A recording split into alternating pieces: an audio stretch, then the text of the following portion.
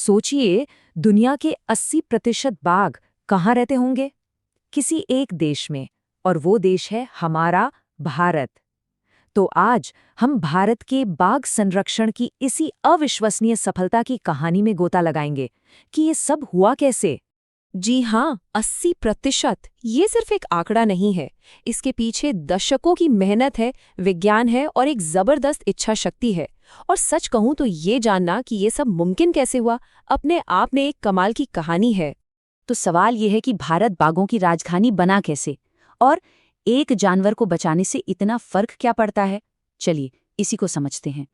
देखिए, बाघ को एपेक्स प्रेडेटर कहते हैं, मतलब जंगल की फूड चेन में वो सबसे टॉप पर है। अब इसको ऐसे समझिए, अगर जंगल में बाघ खुश और सेफ है तो इसका सीधा मतलब है कि उसका खाना यानी हिरण और दूसरे जानवर अच्छी खासी तादाद में हैं। और अगर वो जानवर स्वस्थ हैं तो इसका मतलब हुआ कि जंगल, घास, पानी सब कुछ हेल्दी है। तो एक तरह से बाघ को बचाना पूरे जंगल को बचाने जैसा है। ये एक अम्ब्रेला की तरह काम करता है, जिसके नीचे पूरा इकोसिस्टम सुरक्षित रहता है। लेकिन ये जो कामयाबी आज हम देख रहे हैं ना, इसकी नींव कब और कैसे रखी गई। चलिए थोड़ा समय में पीछे चलते हैं और प्रोजेक्ट टाइगर की असली कहानी को समझते हैं। कहानी शुरू होती है 1 अप्रैल 1973 से। तब की प्रधानमंत्री इंदिरा गांधी ने प्रोजेक्ट टाइगर लॉन्च किया। लेकिन इसकी चिंगारी बहुत पहले लग चुकी थी। एक शख्स थे कैलाश सांखला, जिन्हें टाइगर मैन ऑफ इंडिया भी कहा जाता है। असल में सबसे पहले खतरे की घंटी उन्होंने ही बजाई थी। उन्होंने ही दुनिया को बताया कि भारत के बाघ कितनी तेजी से खत्म हो रहे हैं।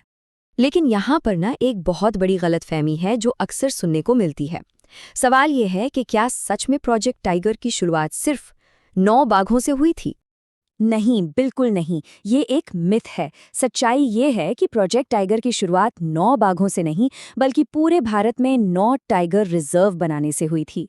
हाँ, उस वक्त भी देश में बाघों की संख्या सिर्फ 1800 के आसपास रह गई थी, जो कि बहुत ही कम थी, लेकिन सिंगल डिजिट में तो बिल्कुल नहीं थी। अच्छा, इस मॉडल को समझने का एक बड़ा दिलचस्प तरीका है। जरा सोचिए, जंगल के बीचों बीच एक वीआईपी आईसीयू वार्ड बना दिया गया हो, और इस आईसीयू का हर एक नियम, हर एक कायदा सिर्फ एक मरीज के लिए है, और वो मरीज है बाघ। बस इसी फोकस के साथ ये मॉडल काम करता था। एकदम केंद्रित, एकदम इंटेंसिव। ठीक है, तो आईसीयू तो बन गया, लेकिन डॉक्टर को कैसे पता चलेगा कि मरीज की सेहत सुधर रही है या नहीं? जाहिर है गिनती करनी पड़ेगी, और बाघों की सही सही गिनती करना अपने आप में एक बहुत बड़ी साइंटिफिक चुनौती थी। पहले पता है गिनती कैसे होती थी? पगमार्क से, यानी बाघों के पंजों के निशान से। अब इसमें गड़बड़ होने के चांस बहुत ज्यादा थे। एक ही बाघ को 2 बार गिन लिया या किसी को गिना ही नहीं, ये सब आम था। लेकिन आज का तरीका बिल्कुल हाईटेक है। आज भारत दुनिया का सबसे बड़ा वाइल्ड लाइफ सर्वे करता है। जंगलों में हजारों की तादाद में मोशन सेंसर कैमरे लगाए जाते हैं।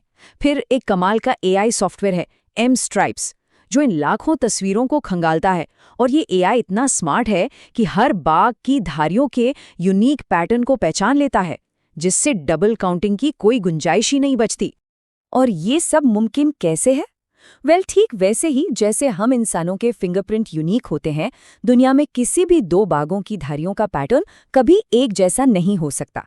ये धारियां ही उनका आधार कार्ड है, उनकी पहचान है। तो इस पूरी हाईटेक गिनती का नतीजा क्या निकला? इन सारी कोशिशों का असर आंकड़ों में कैसा दिखता है? चलिए अब वो देखते हैं। जरा इन आंकड़ों पर नजर डालिए। साल 2006 में हमारे पास सिर्फ 1411 बाघ थे, और 2022 आते आते ये संख्या बढ़कर हो गई 3682। मतलब हर साल लगभग 6% की ग्रोथ। कंजर्वेशन की दुनिया में ये एक बहुत बहुत बड़ी कामयाबी है, और इसी ने भारत को आज एक ग्लोबल लीडर बना दिया है।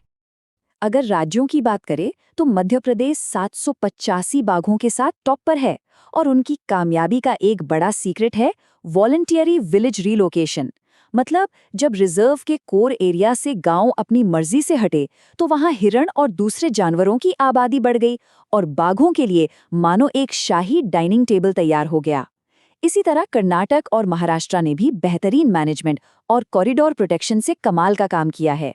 और पता है इस कामयाबी की सबसे खूबसूरत बात क्या है? ये सिर्फ एक तरह के जंगल तक सीमित नहीं है। जरा सोचिए, अरुणाचल प्रदेश में नमदफा, दुनिया का सबसे ऊंचा टाइगर रिजर्व, जहां बाघ बर्फीली पहाड़ियों के बीच रहते हैं। और फिर वहां से सीधे चले पश्चिम बंगाल के सुंदरबन। ये दुनिया का इकलौता मैंग्रोव जंगल है जहां बाघ रहते हैं। और यहाँ के बाघों ने तो खारे पानी में तैरकर शिकार करने की एक कमाल की कला सीख ली है। सोचकर ही हैरानी होती है।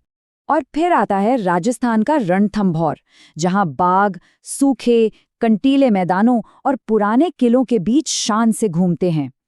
तो मतलब बर्फ से लेकर खारे पानी और रेगिस्तान तक, ये दिखाता है कि बाघ हर माहौल में ढलने की कितनी जबरदस्त क्षमता रखते हैं।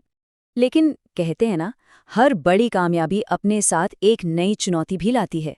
और अब हम एक ऐसे मोड़ पर आ गए हैं जहां हमारी ये बड़ी सक्सेस ही हमारे लिए एक नई प्रॉब्लम बन रही है। आज भारत में 58 टाइगर रिजर्व्स हैं, और वो जो वीआईपी आईसीयू वार्ड हमने बनाया था ना, अब वो लगभग फुल हो चुका है। देखिए, हर जंगल की अपनी एक कैपेसिटी होती है, एक सीमा होती है। एक रिजर्व में आप अनगिनत बाघ नहीं रख सकते, और अब इस बढ़ती आबादी को और जगह चाहिए। और जब बाघ नई जगह की तलाश में इन सेफ जोन से बाहर निकलेंगे तो क्या होगा? तब शुरू होगा इंसानों और जानवरों के बीच टकराव का एक नया और शायद सबसे मुश्किल दौर। तो ये कहानी हमें एक बहुत बड़े सवाल के साथ छोड़ जाती है। क्या हमारी अगली और सबसे बड़ी चुनौती सिर्फ बाघों को बचाना नहीं, बल्कि उनके लिए एक जंगल से दूसरे जंगल तक जाने के लिए सुरक्षित हाईवे यानी कॉरिडोर बनाना है? एक ऐसा सवाल जिस पर सोचना बहुत जरूरी है।